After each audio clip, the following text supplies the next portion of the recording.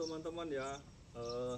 Jumpa lagi kali ini update tentang emiten kesayangan saya, si Adaro ini, Adro ya. Nah, seperti yang kita tahu ya, per hari ini tanggal 13 Mei, rupiah ini sudah menginjak 17.500. Nah, dengan pelemahan rupiah ke 17.500, lalu di tahun ini juga beroperasinya pabrik baja di India. Seperti yang kita tahu ya, bahwa India itu sekitar 80% kebutuhan bajanya itu masih impor, dan pemerintah itu sedang membangun investasi besar-besar, membangun pabrik baja di dalam negeri untuk mengurangi ketergantungan impor. Nah, kalau nggak salah itu nanti dari import 80% akan menyisakan 20%.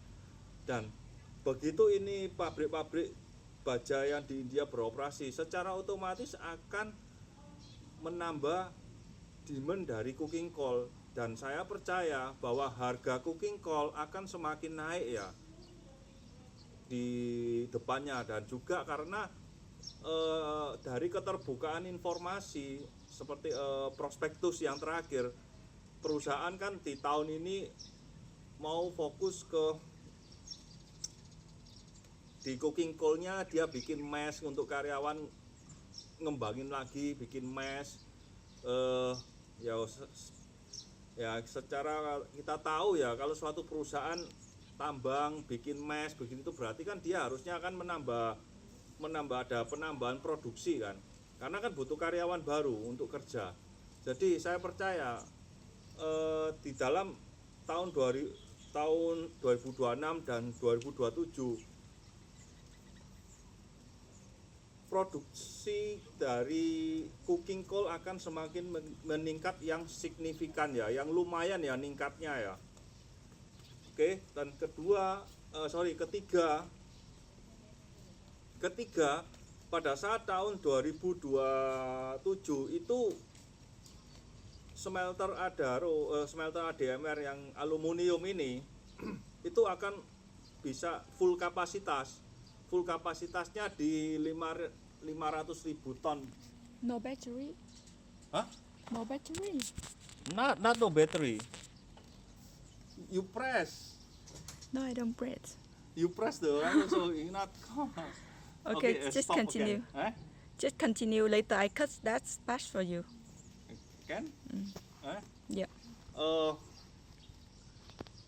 Dan juga kan dimulai tahun 2027 itu smelternya untuk aluminium itu akan full produksi ya, full produksi di 500.000. Nah,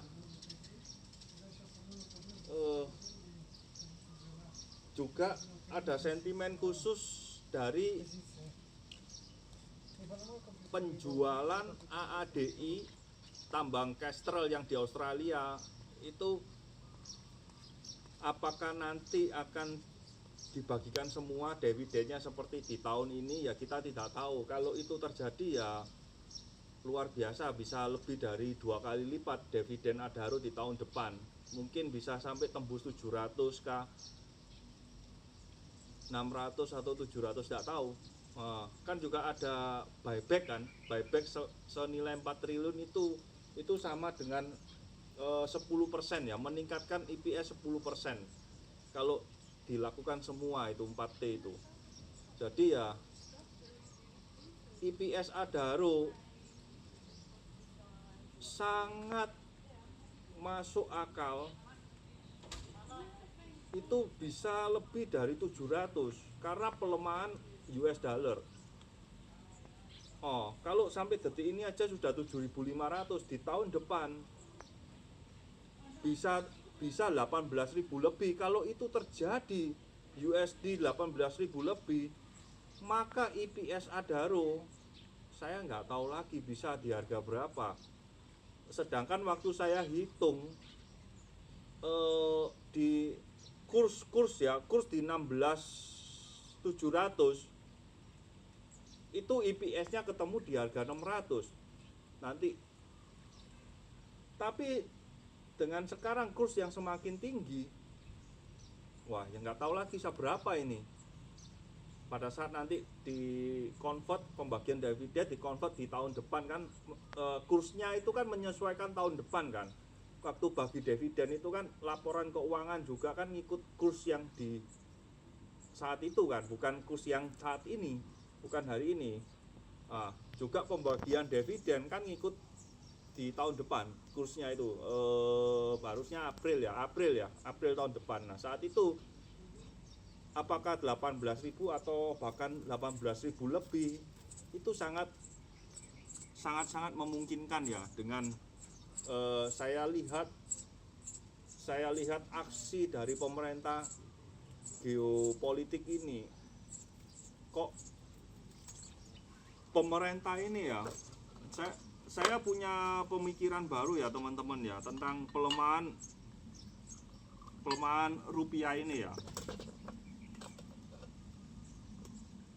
Oke ya.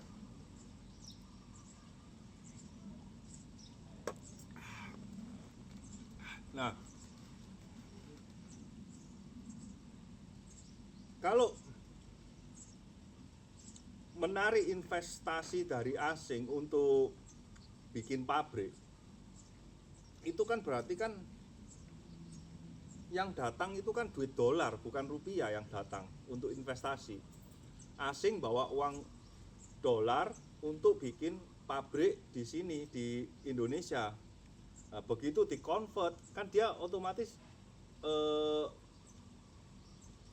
dapat banyak kan kursnya kan, biaya gaji apa tetap pakai rupiah.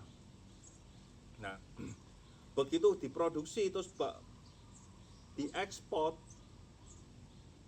produk dari Indonesia itu akan terlihat murah, sehingga akan menarik investasi asing ini untuk berlomba-lomba buka pabrik di sini. Semakin